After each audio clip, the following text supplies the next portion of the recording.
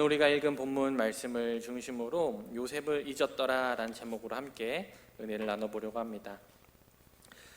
지난주 우리는 요셉이 보디발의 집에서 가정총무를 하다가 한순간에 억울한 누명을 쓰고 감옥에 갇히게 되는 이야기를 함께 살펴보았습니다. 좌절할 만한 상황 속에서 요셉은 감옥에서도 성실했어요. 그래서 하나님께서 그와 함께 하심과 요셉의 성실함으로 그곳에서도 감옥의 재반 사무를 맡아서 하게 되었습니다. 그러던 어느 날 바로의 신임을 받던 관원장, 즉 애굽의 고위 관료 두 사람이 요셉이 갇힌 감옥으로 오게 되었습니다. 요셉이 있던 감옥으로 끌려온 바로의 두 관원장 중 하나는 바로에게 술잔을 올리던 관원장이었고, 다른 하나는 왕이 먹을 빵을 굽던 관원장이었습니다. 독살이 성행하던 그 당시에 먹을 것을 담당한다는 것은 그만큼 왕의 신뢰를 받는다는 것을 뜻합니다. 기억하실지 모르겠지만 우리가 지난주 말씀에서 요셉이 보디발의 신임을 얻고 그의 모든 것을 관장할 때 보디발의 모든 것을 다 했지만 그의 먹을 걸 빼고 요셉이 관장을 했어요. 그만큼 먹는 문제는 아주 중요한 문제고, 웬만큼 신뢰하지 않는 사람에게는 음식을 맡기지 않는다는 것을 우리가 알 수가 있죠. 특별히 이 두 관원장 중에서 술 맡은 관원장은 왕이 가장 신임하는 사람이었어요. 그리고 왕의 최측근이 되어서 큰 영향력을 행사하던 사람이었습니다. 그래서 사람들이 왕에게 어떤 청탁을 하거나 부탁할 일이 있으면, 왕에게 잘 보일 일이 있으면 이 술 맡은 관원장을 통하여서 왕에게 그러한 청탁들이 들어가는 게 아주 일상화되어 있었습니다. 그래서 이 술 맡은 관원장의 자리는 큰 명예와 부를 가진 자리였어요. 성경의 인물 중에서도 이 술 맡은 관원장의 역할을 감당했던 사람이 있습니다. 바로 느헤미야라는 사람이에요. 이 느헤미야라는 사람이 페르시아 왕국에서 이 역할을 수행하였습니다. 그러니까 이토록 중요한 관직에 있었던 두 사람이 감옥에 들어오게 된 것이죠. 그러자 친위 대장은 요셉에게 그들에게 수종을 들라고 명령을 하게 됩니다. 그렇게 며칠이 지났는지는 몰라요. 아주 오랜 시간이 지났을 수도 있고 며칠이 안 지났을 수도 있습니다. 그런데 어느 날 이상한 일이 벌어졌어요. 감옥에 갇혀있던 이 두 명의 관원장이 아주 비슷한 꿈을 꾸게 된 것입니다. 아침이 되어서 요셉이 그들에게 찾아가 보니까 이들의 낯빛이 좋지 않은 거예요. 아주 근심으로 인해서 낯빛이 어두워져 있었습니다. 근심에 쌓인 이 두 사람을 이상하게 여긴 요셉이 도대체 무엇 때문에 그들이 그토록 근심하고 있는지 물어보자 그들은 간만에 꿈을 꾸었는데 해석할 사람이 없다라고 답을 합니다.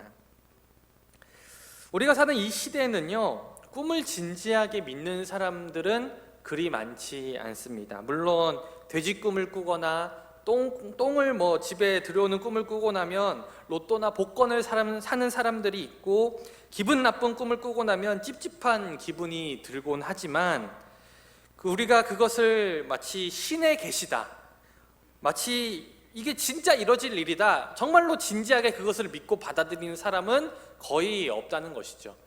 돼지 꿈을 꾸더라도 그냥 혹시나 하는 마음에서 복권을 사는 것이지, 돼지 꿈을 꿨으니까 난 이제 무조건 대박 날 거야 라는 아주 굳은 확신으로 복권을 사는 사람은 없다는 말이죠. 그런데 요셉이 살던 당시는 달랐어요. 이때 사람들은요, 꿈은 신이 내리는 계시다라고 생각을 했습니다. 그리고 꿈은 반드시 이루어질 것이다 라고 생각을 했어요. 그리고 성경을 보면요, 하나님께서도 사람들의 꿈을 통해서 계시하시고 꿈을 통해 자신의 뜻을 드러내는 장면을 여러 번 우리가 볼 수 있게 되죠. 그런데 그렇다면 하나님께서 정말 꿈을 통해 그 당시에 말씀하셨다면 왜 지금은 우리에게 꿈을 통해서 말씀해 주시지 않는 것일까? 물론 지금도 꿈을 통해서 계시를 받는 사람이 있을 수도 있어요. 있을 수도 있지만, 근데 대부분의 경우에 지금 하나님께서는 꿈을 통해 우리에게 어떠한 특별한 사실을 계시해 주는 경우는 거의 없습니다. 왜 그 당시에는 하나님께서 꿈을 통해 말씀하셨지만 지금은 그렇게 말씀하시지 않는 것일까요? 저는 여기에는 크게 두 가지 이유가 있다고 생각을 합니다. 첫 번째는 하나님께서는요, 우리에게 말씀하실 때, 우리에게 어떤 걸 계시하실 때 같은 방법이 아니라, 늘 똑같은 방법이 아니라 각 사람들에게 맞는 방식으로 역사하십니다. 하나님은 굉장히 인격적이신 분이에요. 그래서 하나님께서 우리를 만나 주실 때, 그리고 우리에게 어떠한 사실을 알려주실 때 모든 사람들에게 똑같이 알려주시는 게 아니라 여러분들 한 사람 한 사람에게 가장 적합하고 가장 맞는 방식으로 알려주신다는 것이죠. 앞서 말했듯이 요셉이 살던 당시에는 사람들이 꿈은 신에게서 오는 것이다 믿었고 아주 진지하게 받아들였습니다.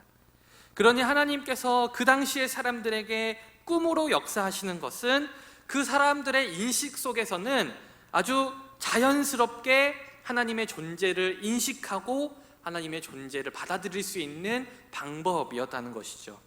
그러니까 그 당시에 맞는 방법이 바로 꿈을 통해 역사하시는 방법이었다는 것이죠. 반대로 지금은 우리가 꿈을 믿지 않기 때문에 꿈을 통해 역사하시는 방법을 사용하지 않으신다는 겁니다. 두 번째로 가장 결정적인 이유가 뭐냐면 이 당시에는 하나님께서 꿈이든 환상이든 천사를 보내듯이 자신을 직접 드러내지 않고서는 하나님을 알 수 있게 하는 방법이 존재하지 않았습니다. 아브라함도 그렇고 이삭, 요셉 모든 사람들이 하나님이 직접 말씀해 주지 않으면, 꿈을 꾸지 않으면, 천사를 만나지 않으면 하나님의 음성을 들을 수도 없었고 하나님의 존재를 깨달을 수가 없었다는 것이죠. 왜 그렇습니까? 성경이 없었기 때문입니다. 성경이 없었기 때문에. 하지만 여러분, 우리에게는 성경이 있습니다. 우리는 성경을 통해서 하나님과 직접 소통했던 아브라함, 이삭, 야곱, 요셉보다 어쩌면 더 많이 하나님을 알고 있어요. 그리고 그들과 맺은 그 하나님의 약속이 어떻게 성취되는지 우리는 다 알고 있죠. 그리고 심지어 우리 그 약속을 통해서 하나님께서 이 땅에 누구를 보내셨고 우리를 어떻게 구원하셨는지까지도 다 알고 있습니다. 그러니 우리는 아브라함, 이삭, 야곱, 요셉보다 더 많이 하나님을 알고 있고 더 많이 하나님의 일하심을 느낄 수 있다는 거죠. 그러니 우리에게는 더 이상 꿈이나 해몽이나 환상과 같은 것들이 필요하지 않습니다. 하나님이 우리에게 주신 가장 최고의 계시인 성경을 통해서 우리는 이미 충분히 하나님을 알 수 있기 때문이죠. 여하튼 그 당시에는요, 꿈이란 신이 주신 계시였기 때문에 꿈을 꾸었다면 반드시 해몽을 해야 했습니다. 이게 무슨 꿈인지 무슨 뜻인지 알아내야만 했어요. 그래서 만약 해몽되지 않은 꿈을 꾸었다는 것은 굉장히 찝찝하고 굉장히 불쾌한 일이었습니다. 그래서 감옥에 갇힌 두 관원장은 아침부터 근심에 쌓여 있었던 것이죠. 그들이 왕궁에 있었다면 당시에 꿈을 해석하는 사람들을 불러서 자신들의 꿈을 해석했겠지만 지금 그들은 감옥에 있기 때문에 자신들의 꿈이 해몽할 방법이 없다라고 생각했던 것이죠. 그런데 이때 요셉이 그들에게 이렇게 이야기합니다. 꿈의 해석은 하나님께 있습니다 라고 이야기하면서 자기에게 꿈의 내용을 말해보라고 요셉이 그렇게 이야기를 한 거죠. 먼저 요셉에게 꿈을 말해준 사람은 술 맡은 관원장이었습니다. 꿈의 내용은 아주 간단했는데 그가 자기 앞에 있는 포도나무의 3개의 가지에서 꽃이 피고 포도송이가 맺자 그 포도를 따다가 바로의 잔에 즙을 짜서 바쳤다는 내용이었어요. 이 내용을 들은 요셉은 즉시 이렇게 해석했습니다. 포도나무의 3가지는 3일을 의미하며 앞으로 3일 후에 바로가 그를 불러서 다시 옛날의 지위를 회복시킬 것을 의미한다라고 말하였습니다. 그리고 요셉은 술 맡은 관원장이 복직되는 날 자신의 억울함을 바로에게 알려서 풀려날 수 있게 해달라고, 바로의 선처를 받을 수 있게 해달라고 아주 간절한 부탁을 곁들였습니다. 옆에서 가만히 그 장면을 보고 있던 떡 맡은 관원장도 얼른 자신의 꿈을 말해줍니다. 자신의 꿈과 비슷한 꿈을 꾸었던 술 맡은 관원장의 꿈의 해석이 좋게 나오는 것을 보고 자신도 좋은 꿈을 꾸었을 거라 기대했던 것이죠. 그의 꿈은 이러했는데 그는 빵이 담긴 바구니 3개를 머리에 이고 있었고 이 바구니에는 바로에게 드릴 빵이 들어 있었습니다. 그런데 문제는 새들이 와서 바로에게 드릴 이 빵들을 전부 쪼아 먹어버렸다는 것이죠. 요셉의 해몽은 떡 맡은 관원장의 기대와는 아주 반대의 대답을 내놓습니다. 간단히 말해서 당신은 3일 후에 죽을 것이고 새들이 당신의 시체를 쪼아 먹을 것이라는 내용이었습니다. 저는 오늘 이 말씀을 묵상하면서 빵 맡은 관원장에게 지나치게 솔직하게 해몽을 이야기하는 요셉의 모습이 사실은 좀 이해가 되지 않았어요. 여러분, 지금 모두가 죄수의 신분이기는 하지만 요셉은 노예 출신이고 빵 맡은 관원장은 바로의 신임을 받던 고급 관료 출신이었습니다. 그러니 그들은 언제든지 복직이 될 수 있는 가능성을 품고 있는 사람들이었어요. 그러니 만일 요셉이 해몽한 꿈이 틀려서 빵 맡은 관원장이 복직이라도 된다면 요셉은 아마 살아남지 못했을 것입니다. 그러니 만일 저였다면 빵 맡은 관원장에게 그냥 적당히 좋은 말로 둘러댔을 것 같아요. 아니, 어떻게 만약에 그런 것이 아닌, 그런 두려움이 아니라 치더라도 자신이 섬기고 오랫동안 관계를 맺어온 사람에게 어떻게 그렇게 단호하게 당신은 3일 후에 죽을 것이고 당신의 시체는 새들이 쪼아 먹을 거라고 그렇게 얘기할 수 있겠습니까? 근데 요셉은 너무 가차없이 그렇게 얘기하는 거죠. 어떻게 보면 용감하고 어떻게 보면 참 냉정하고 잔인하다라는 생각이 느껴지기도 합니다. 근데 저는요, 오늘 이 말씀을 묵상하면서 요셉의 이러한 언행은 바로 요셉의 이 해몽들이 자신의 지혜가 아니라 하나님의 지혜로부터 비롯되었기에 가능한 일이었다고 생각을 합니다. 만약에 그들의 꿈에 대한 해몽이 요셉의 개인적인 판단이거나 그의 생각이었다면 요셉은 그토록 단호하게 말할 수는 없었을 거예요. 혹여나 빵 맡은 관원장이 자신의 해몽대로 죽지 아니하고 복직이라도 된다면 요셉의 생명은 장담할 수 없었기 때문이죠.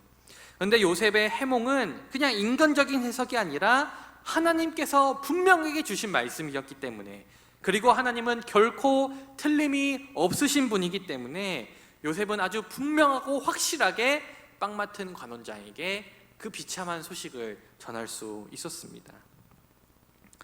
요셉의 해몽을 들은 두 관원장의 기분이 어땠을까요? 아마 술 맡은 관원장은 아주 기대와 설렘을 가지고 3일간 기다렸을 것이고, 빵 맡은 관원장은 요셉의 해몽이 틀리길 바라면서 아주 불안과 초조와 두려움 속에서 3일을 보냈을 것입니다. 그렇게 운명의 3일이 지나고 요셉의 해몽이 현실로 드러나게 되죠. 그날은 마침 바로의 생일날이었습니다. 지금 우리나라에도 특사 제도가 있듯이 그 당시에도 왕의 취임 기념일이나 왕의 생일과 같이 아주 특별한 날에는 감옥에 갇힌 사람들 중에서 사면해주는 그러한 행사들이 있었습니다. 바로는 그 자신의 생일을 맞아서 감옥에 갇혀있던 2명의 관원장을 불러내었습니다. 그리고 요셉이 해몽한 대로 술 맡은 관원장은 복직하였으나 빵 굽던 관원장은 목숨을 잃게 되었습니다. 모든 것이 요셉의 해몽대로 되었고, 술 맡은 관원장에게 자신의 억울함을 풀어달라고 간청했던 요셉도 이제 내가 감옥에서 벗어날 수 있을 것이라는 기대감에 부풀었을 것입니다. 그런데 문제가 생겨요. 술 맡은 관원장이 요셉의 부탁을 아주 까맣게 잊어버린 것입니다. 그 장면을 기록한 창세기 40장 23절은 이렇게 말합니다. 술 맡은 관원장이 요셉을 기억하지 못하고 그를 잊었더라. 기억하지 못한다라는 말이 곧 잊었다는 말인데, 여기서는 같은 표현을 2번이나 반복하고 있습니다. 이게 무슨 말이냐면 정말 까맣게 잊어버렸다. 아니, 그냥 요셉의 요자도 생각나지 않을 정도로 그냥 요셉의 존재 자체가 그의 기억 속에서 완전히 사라졌음을 의미하는 것입니다. 혹여나 내가 풀려날 수 있을 거란 기대감을 품었던 요셉의 그 기대도 아주 좌절을 맛보게 되는 순간이었죠. 사랑하는 여러분, 인생은 타이밍이다라는 말이 있습니다. 이 말은 우리가 무엇을 하느냐에 못지않게 그 일을 언제 하느냐가 상당히 중요하다라는 말이죠. 실제로 같은 일을 해도 언제 하느냐에 따라서 그 결과는 정말로 많이 달라집니다. 많은 사람들이 하는 주식만 봐도 그렇죠. 주식만 봐도 인생은 타이밍이라는 말이 참 맞는 것 같습니다. 언제 사고 언제 파느냐가 수익률에 굉장히 중요한 역할을 미치기 때문이죠. 그러니 우리가 멋진 결과를 받아들이고 싶다면 우리는 알맞은 때를 기다릴 줄 알아야 합니다. 지나치게 조급하거나 지나치게 느긋해서는 결코 좋은 타이밍을 맞출 수가 없습니다. 그러나 문제는 뭐냐면 우리가 미래를 알 수가 없다는 거죠. 그래서 우리는 늘 우리에게 주어진 제한된 정보를 통해서 우리의 타이밍을 판단해야 되고, 그렇게 우리의 판단은 틀릴 수도 있다는 것을 우리는 언제나 염두에 두고 살아가야만 합니다. 오늘 요셉이 술 맡은 관원장의 꿈을 풀이해 주었을 때 어쩌면 요셉은 이때가 자신이 감옥에서 나갈 수 있는 최고의 타이밍이라고 생각했을지도 모릅니다. 그래서 그는 아주 적극적으로 술 맡은 관원장에게 그의 꿈을 해석해 주었을 뿐만 아니라 그가 복직을 하게 되면 자신의 억울함을 바로에게 알려서 풀려나게 해달라고 아주 간곡하게 부탁을 하였습니다. 그러나 안타깝게도 요셉은 자신이 원하는 타이밍에 감옥에서 나올 수 없게 되었습니다. 하지만 여러분, 만일 술 맡은 관원장이 요셉의 그 부탁을 기억하여서 바로에게 간청하여 요셉이 풀려났다면 어떤 미래가 펼쳐졌을까요? 어쩌면 요셉은 애굽의 총리가 되지 못하고 그냥 가족들의 품으로 돌아가서 행복하게 사는 것으로 끝이 났을지도 모릅니다. 그러니 요셉이 판단하기에 지금이 감옥에서 풀려나기에 가장 좋은 타이밍이었지만 하나님이 보시기에 지금은 좋은 때가 아니었습니다. 요셉의 해몽대로 복직을 경험한 술 맡은 관원장이 요셉을 까맣게 잊어버렸다는 건요, 사실은 말도 안 되는 이야기죠. 말도 안 되는 이야기입니다. 여러분들이 술 맡은 관원장이었다면 내가 죽다가 살아난 그 경험, 내가 감옥에서 그냥 평생 썩을 수도 있었는데 어떤 히브리 청년이 해몽을 통해서 내가 그대로 이렇게 복직을 했다는 이 경험을 한 사람이라면 어떻게 요셉의 존재를 잊을 수가 있겠습니까?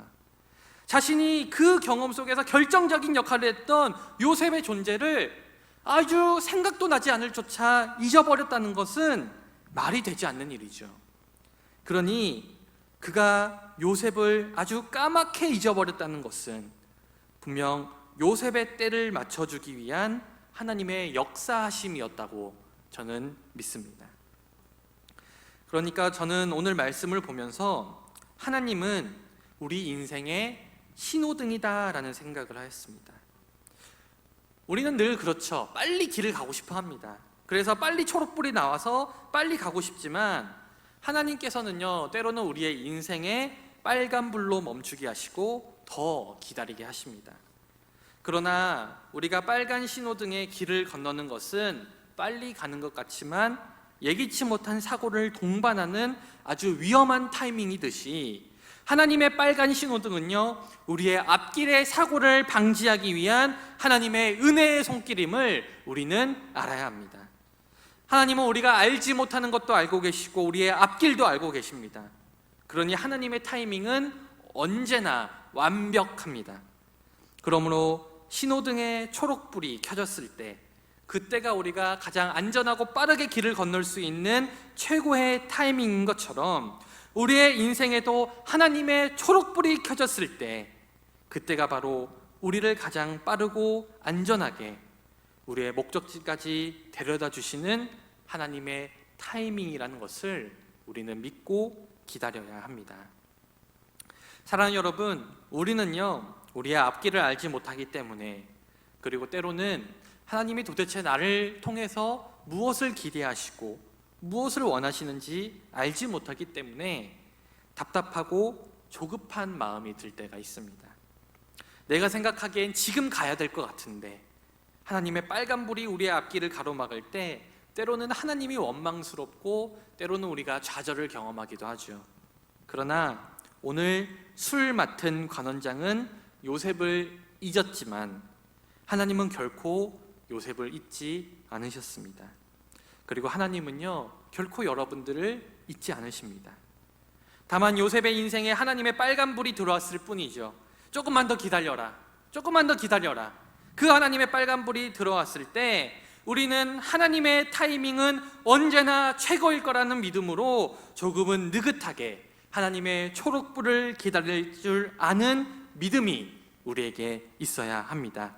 그렇게 하나님의 초록불을 기다리다 보면 저는 분명히 하나님께서 여러분들을 가장 좋은 길로, 가장 빠른 길로, 가장 안전한 길로 인도해 주실 거라 믿습니다. 사랑하는 여러분, 우리 모두 하나님의 초록불을 기대하며 인내하며 나아가는 저와 여러분 다 되시기를 주님의 이름으로 간절히 축원드립니다.